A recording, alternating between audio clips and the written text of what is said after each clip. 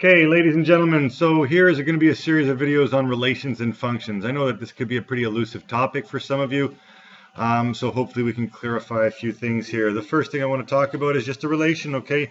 A relation is a relationship between any two sets of numbers. So think about a relationship, what it means in English.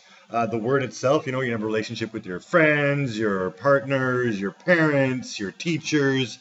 Any relation is how two things or more things are related or connected or how they affect each other. So when we start talking about relations in mathematics, we need to understand a few different terms here, okay? Things like a variable, these are simply a number, right? X, Y, Z, those are all variables. A constant, that's simply a number. Any number at the end, usually. If you have x plus 2, there would be your variable, and that would be your constant. A coefficient is a number in front of the variable. So coefficient, constant, or coefficient, variable, constant. Okay? And the solution is simply the answer to a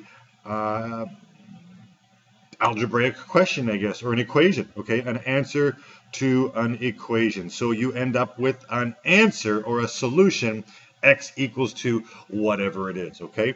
Now, what types of things have relations? Well, you can compare any two numbers. So, for example, the time of year to the temperature, or your age to your IQ, or how much you eat to your calorie intake to your mass, your sugar intake to your energy level, how far you or how fast you run or how long you're running to your heart rate. The idea behind these relations is to find patterns, right? And that's a job that a lot of people do. They look at data and try to find relationships, okay? Now, you have plotted things up on graphs before.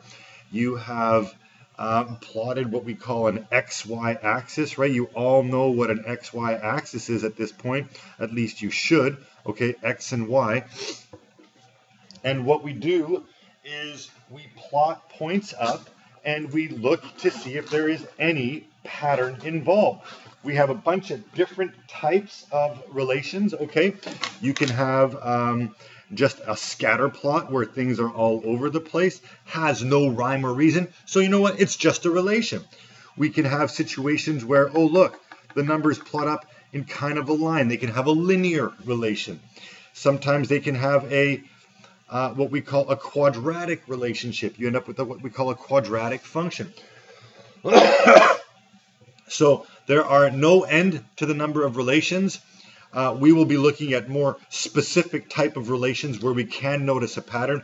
And this is where we start getting into something called a function, okay? A function I like to refer to as a well-behaved relation, okay?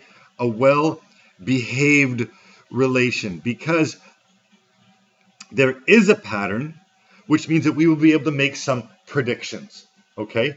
And a function is specific in that every x value, okay, I'll show you this on a graph in a sec, every x value has only one y value, okay?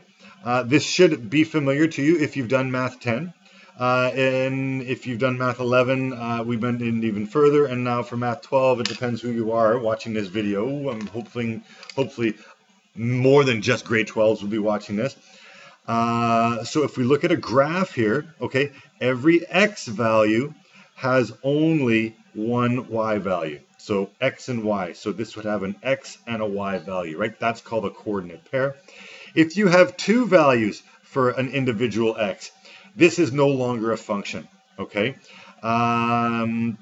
It's still a relationship, but this x value has more than one y value, so we just have to keep it as a relation. In order for it to be a function, it has to pass this thing called a vertical line test, okay? If it passes the vertical line test, then it is indeed a function. So what type of functions can exist? Well, we have stock market functions. You can see how stocks rise and fall during a day. But notice that at any point, any given time, the stock can only have one value. It can't have two values. We could look at housing markets, same thing. Very applicable with financial situations. You can look at social trends as well. You can see how old people are to what they buy. You know, there's no end of relations. I can keep going, but it would just take forever to do. One of the cool jobs that comes from analyzing data and looking at relations and functions are things like economists. Okay, I don't know if you've ever read the book Freakonomics, but it has some very cool relations in them. And they analyze the data. These are economists.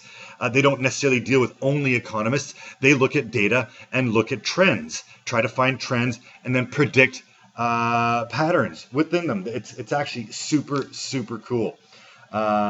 Anyways, so what else can we look at? Well, let's have a look. So, let's leave it at that for now, okay? The difference between a relation and a function. There you go.